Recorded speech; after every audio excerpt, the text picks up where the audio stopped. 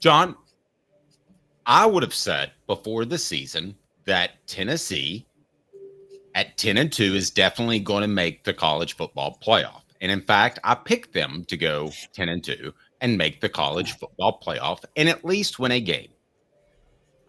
However, as you pointed out in a column, and I didn't read it, you and I discussed it, and then I thought it was interesting, so I wrote about it myself, and people can read John's or mine on Off the Hook Sports, compare contrast, and see who's the better columnist. It's John.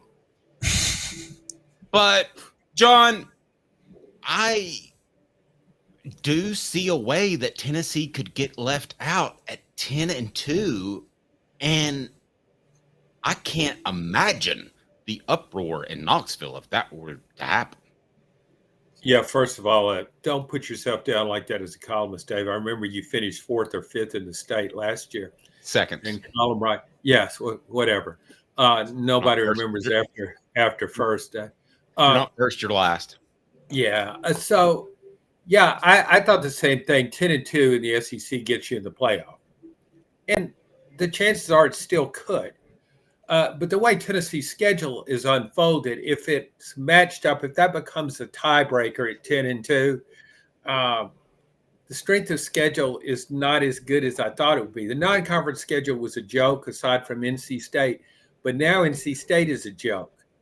So Clemson just poured it on against NC State. I don't know if NC State is favored, but I don't know if it can beat Northern Illinois. I mean, I don't know if it can beat anybody in the ACC. It's been a big disappointment. So non-conference strength of schedule is awful. John, how much will? Oh, sorry. No, go ahead. How do you weigh these two things, though? And I'm with you. Non-conference strength of schedule is awful, and there can be 10-2 teams left out. And I want to just point out our poll question before I ask you the question.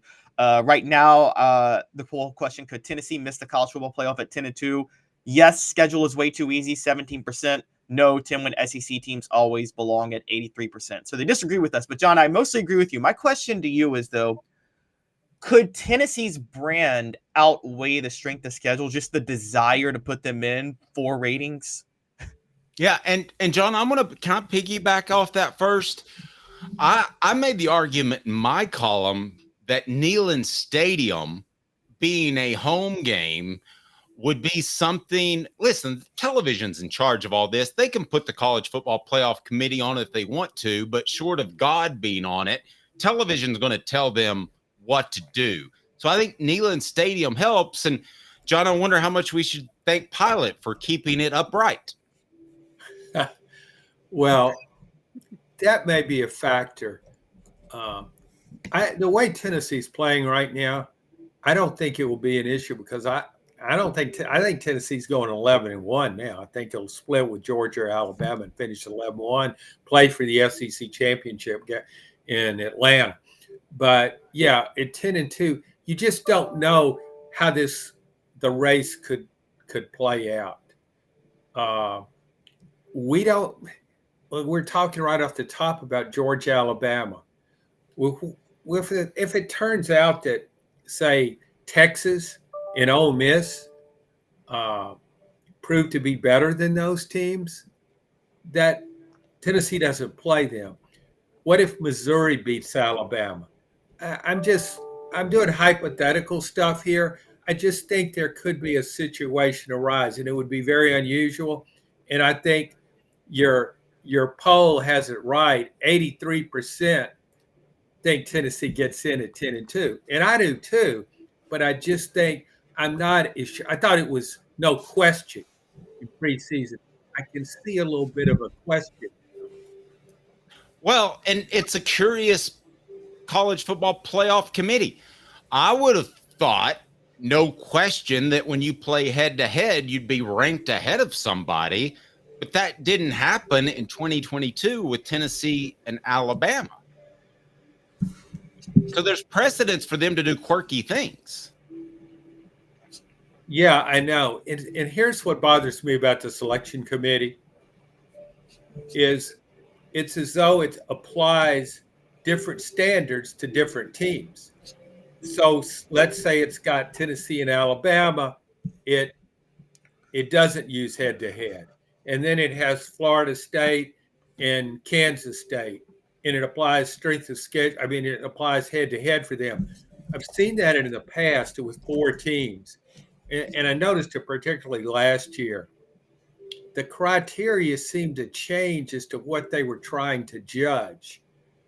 And you would like to take in the fairest of worlds, Tennessee's TV ratings, Neyland Stadium, such a great venue.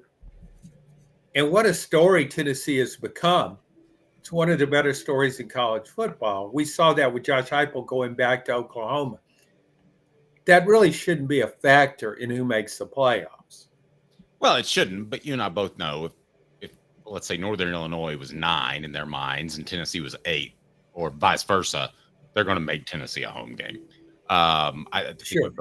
we both know that. Go ahead and hit that like and subscribe button. Caleb, I want you to jump in. I do want to remind everyone that portions of the program are brought to you by our friends at the Hemp House. The Hemp House is absolutely fantastic, and I'm going to tell you why, because you know what you're getting. There's a lot of stuff out there that you shouldn't trust. With the Hemp House, the premier hemp dispensary online with a wide variety, great selection, and strict standards to ensure you only receive the best in CBD or Delta products.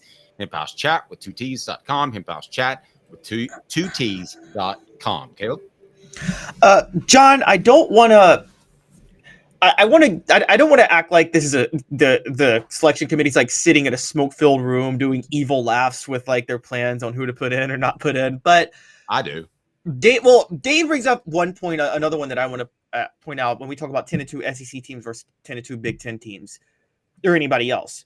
Regardless of schedule strength, do you think the SEC's new contract with ESPN and the college football playoff being on ESPN could have an impact on if it's 50-50 or 55-45 leaning to the SEC team? Well, you have to be pretty cynical to think that, and I'm pretty cynical. So, yeah, I kind of have to recur. Well, I know the example we always use here is the Peyton Manning thing in 1997 when Peyton didn't get the Heisman Trophy. Mm-hmm. The ESPN wasn't carrying the SEC then. It wasn't its main carrier. If it were now and you had the same situation, Peyton Manning would win the Heisman Trophy. Same record, same teams, same player, same Charles Woodson in Michigan, all that stuff being the same. ESPN pushed that agenda as much as anything I've ever seen. And now it's not in its best interest to push a competitive network, and that's what it's doing when it's pushing the Big Ten. It's different. The SEC is the favored; they're the favored conference now, and I think a lot of times SEC fans think of themselves as the underdog. They always think that the networks and everybody outside here is screwing them over. It's not that way anymore. They're the ones that are benefiting from their status and their connections.